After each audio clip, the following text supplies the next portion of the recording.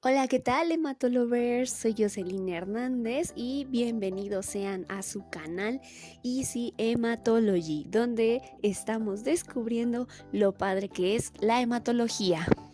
Si eres nuevo por aquí, te invito a que te quedes para que veas lo padre que es estudiar con nosotros hematología y sobre todo lo sencillo que puede llegar a ser. Bien, vamos a comenzar con nuestro segundo tema de la serie Diagnóstico de anemias, anemias microcíticas.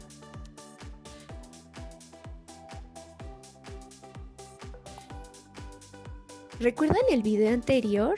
Bueno, si no lo has visto, aquí te voy a dejar la liga para que puedas observarlo, ya que en él hablé generalidades de las anemias. Entre ellas hablamos un poquito sobre la clasificación de ellas, ya sea por morfología o su etiopatogenia, y que en el caso específico de nosotros vamos a basarnos en el uso del volumen corpuscular medio, es decir, clasificación morfológica.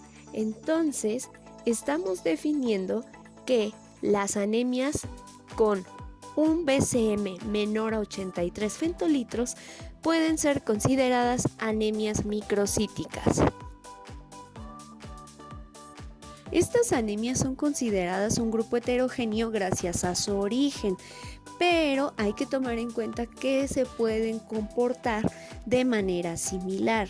Entonces, tómenlo mucho en cuenta. Su origen puede ser hereditario o adquirido. Se distinguen la mayoría porque se observa una disminución en la biodisponibilidad de hierro o algún defecto, ya sea en la síntesis de globinas o en la síntesis del grupo M. Seguramente te preguntarás, bueno, ¿y por qué surgen? Esta respuesta la voy a tener cuando les comparta el video de cada anemia. Vamos a ir analizando una por una. Sin embargo, yo les puedo adelantar un poquito. En términos muy generales, necesitamos para tener a la hemoglobina de manera adecuada una cantidad o bien disponible el hierro, a la protoporfirina, y todo esto va a formar al grupo M. Después se añaden lo que son las cadenas globínicas y forman a la hemoglobina.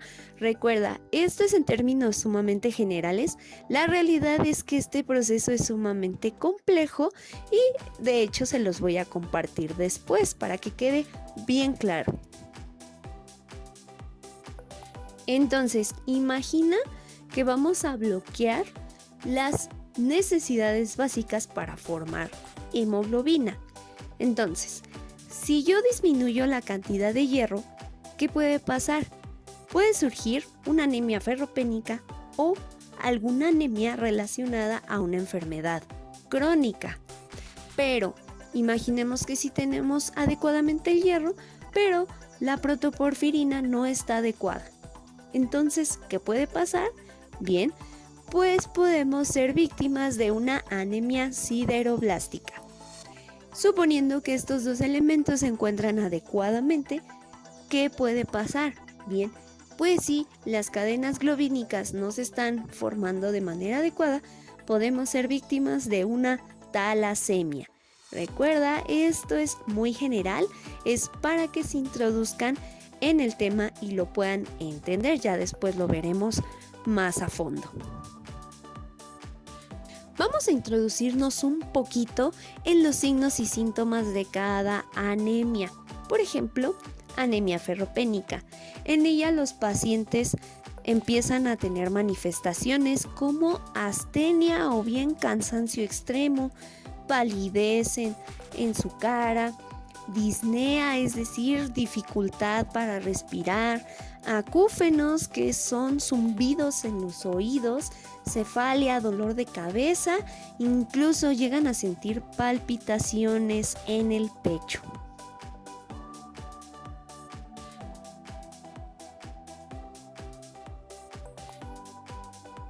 En esta anemia donde hay una disminución del hierro, se llegan a observar signos que son, digamos, raros o no son convencionales para la mayoría de las personas, pero que seguramente para el médico son signos de alerta.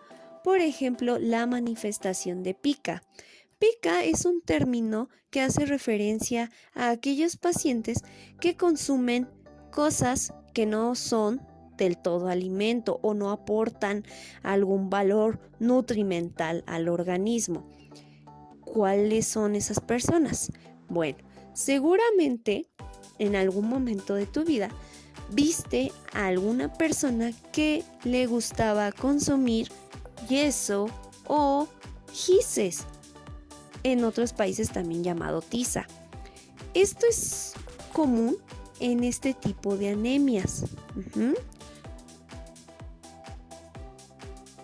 También se observa el síndrome de piernas inquietas. ¿A qué se refiere esto? Cuando estos pacientes presentan anemia ferropénica, no pueden estarse, digamos, quietos en algún sitio. Supongamos que hay alguien que tiene anemia y necesita estar en una conferencia. Necesita estar sentado porque las conferencias tienen una duración, pues, amplia. Entonces, estos pacientes no pueden mantener sus piernas quietas, tienen que estarlas constantemente moviendo, ya sea haciendo temblores o estirándolas, pero siempre mueven las piernas. Uno de los signos que ya nos habla de que probablemente nuestro paciente tiene una anemia severa, sobre todo si es ferropénica, serían las alteraciones cognitivas, falta de atención, que por ejemplo se desmaye, que se le olviden las cosas. Esos signos son de alerta. Vamos a ver este frotis que encontré en la red. Este pertenece a un paciente con anemia ferropénica. El que les muestro a un lado es un frotis normal, paciente sano. Entonces, ¿qué pueden encontrar de diferente? Bien, en primera, sí, los eritrocitos, digamos, patológicos, entre comillas, se encuentran más rojitos que los de al lado. Esto es por la tinción. Realmente no sabemos qué tinción estén usando, puede ser una tinción de Wright, tinción de Yemsa. Entonces, dependiendo la madurez de estas tinciones, es que hay variaciones en el color, que pueden ser desde un rojo, rosa o incluso ligeramente morado, pero no va a pasar de aquí. Esto es totalmente normal y, como vuelvo a repetir, depende del colorante que se esté utilizando. Lo que a mí me importa que observen es la diferencia tan marcada del espacio central de los eritrocitos enfermos a comparación de los eritrocitos sanos. A esta diferencia se le llama hipocromía. Como lo dice el término, es una disminución del color. Entonces, ¿por qué disminuye el color? Bien, porque no hay suficiente hemoglobina. Entonces, de primera instancia, corroboramos con este aspecto de las células que nuestro paciente está cursando por una anemia. También podemos observar una marcada anisocitosis y poiquilocitosis. ¿Qué quieren decir estos términos? Muy sencillo. La poiquilocitosis es la variación en la forma de los eritrocitos, mientras que la anisocitosis es la variación en el tamaño de los eritrocitos. No es que tengan que ser todos iguales, pero como pueden observar, sí son bastante diferentes en este frotis. Entonces, son puntos clave específicos para saber qué está pasando con nuestro paciente.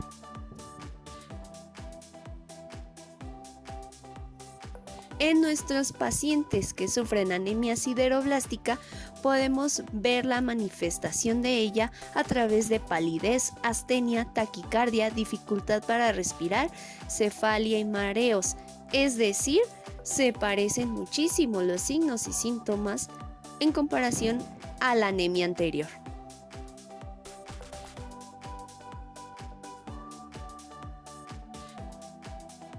En la anemia sideroblástica no solamente observamos el frotis de sangre periférica con tinción de Wright o tinción de Yemsa, también utilizamos otras tinciones para asegurarnos de que sea este tipo de anemia. Por ejemplo, el frotis que les estoy mostrando no es un frotis convencional, es una tinción con azul de Prusia que nos ayuda a ver sideroblastos en anillo, que es una de las características de la anemia sideroblástica.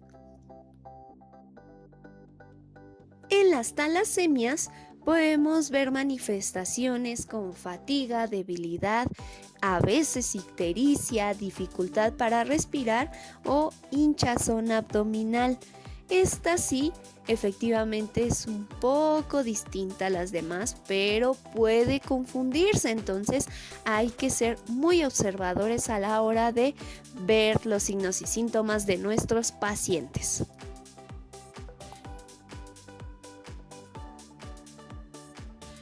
Algunas talasemias a la hora de ver su frotis sanguíneo presentan una característica sumamente especial o bien un tipo de poiquilocitosis especial.